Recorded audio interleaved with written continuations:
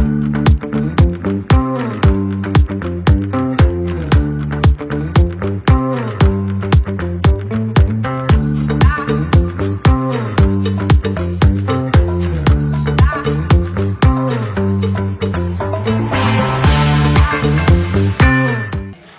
hello, wonderful people, and welcome to Toto on podcast.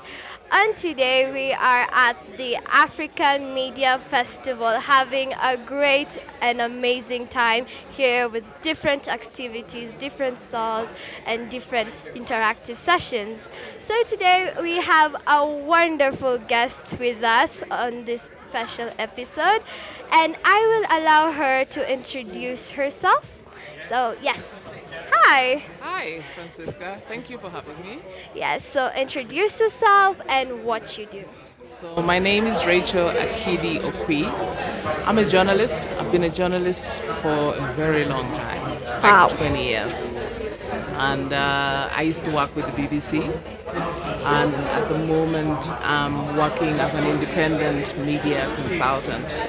So, what I do is train journalists. I'm very passionate about the media and passionate about training the next generation of journalists, empowering the next generation of storytellers. And I can see that's exactly what you're doing here. So I'm Yes. quite excited to be here. Yes, we are happy to have you here. So, how has your experience been here at the Africa Media Festival? Because, like, I'm seeing there's so many amazing things. So, I'm sure you've also loved a thing or two here. Yes, it's been an amazing few days, couple of days. It's been quite nice. I think one of the things that I've enjoyed, first of all, is the setting. It's such a beautiful location to have a festival because I attended the very first one 2 years ago at the Radisson Hotel, and it was completely different. It was corporate. It was nice, very well organized, but it was a completely different vibe, as I would say. Yeah. So this feels really nice, having all the breakout areas, but also meeting people from all over the world, not just from Africa, even if it's an Africa Media Festival. Yeah. I've met people from Canada, from France, from the US, from Sweden, from Qatar.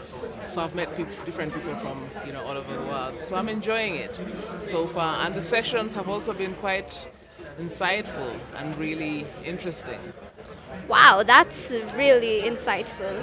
So far, what is your favorite booth? I haven't really gone around, but I'm sure you have. So far, which is one of your favorite booths here? I think this is actually my favorite. Oh, really? I've been walking past and I wasn't sure what was happening here. And yesterday, one of your colleagues asked me if I could stop by. And I think this is actually really fun. Like I said, the reason why I'm quite fascinated by this, I've been looking at all your branding, and one of the challenges we face in the media is how do we keep the younger generation engaged with information and media. So it's just fascinating to see what you're doing over here, trying to empower the next generation of storytellers. So this is nice. This is good. Great, I love that feedback. So, what has been the most amazing thing for you here at the African Media Fest? Yes. So there's so many things, to be honest. So hard to choose one. There were some sessions that I found really, really insightful. Yesterday, someone talked about, who owns your media. I thought that was quite fascinating because I learned a lot. I also attended a session about how to build a $500 million business in Africa, media business. Wow. So I was so fascinated that someone has that ambition, because I think one thing people should know is that the media is struggling globally, especially Yes. with funding. Yes. So it was interesting to see someone, come up with an idea, a very grand and ambitious idea of how this is actually possible and it is achievable, and he has started. So I found that quite inspiring. So there've been a number of sessions that have been, quite exciting. The other thing as well has been just meeting people. Yeah, I think that's my Networking. favorite part too. Yeah, just meeting people like you as well. This is the second podcast I'm recording. Well, really? I recorded one earlier today on the other side with the University of the USIU students as well. So this is quite fun actually. Okay, that is amazing. So, do you work with children or how does your work impact children? Yeah. So I don't work directly with children.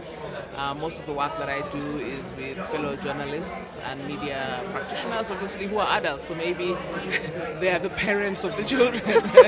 But whatever I do, I think does impact. I think everything we do, regardless of which sector you're in, does have a direct impact on the children because the children are the next generation Yes. of leaders, of journalists. So when we empower, which is what I do, this generation, I hope they'll also be able to pass it on Yes. to your generation. Yes, thank you so much. So, would you recommend a child to do what you do? Like you're a journalist, would you recommend for a child to follow the same career path?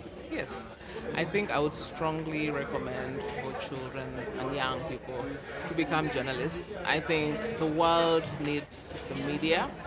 Right now, there's a lot of information out there on social media, on the internet. But I'm not sure because of this information, everybody is as informed as they should be because there's a lot of misinformation as well. Yes. So I think the world needs credible information. Yeah. It needs truth to be told, and it needs stories to be covered. You know, there are so many stories about different things happening, like some of the amazing things that happen in Africa, but also some of the terrible things that happen that need to be brought to attention of the rest of the world so that something is done about them. Yes. So I'd really encourage young people not to abandon journalism as a profession. I think we need to pass it on to the next generation so that we can continue to be informed and make informed decisions in our lives because that's really what we do. Yes, thank you so much. Now, as we are wrapping up, what are your final words to all the children out there who are watching this podcast? Yes. I think my final word is I'm quite excited that you've even started podcasting at your age, and it's quite inspiring to see this. So I think it's really advising you to continue doing this. Yeah, continue tuning in.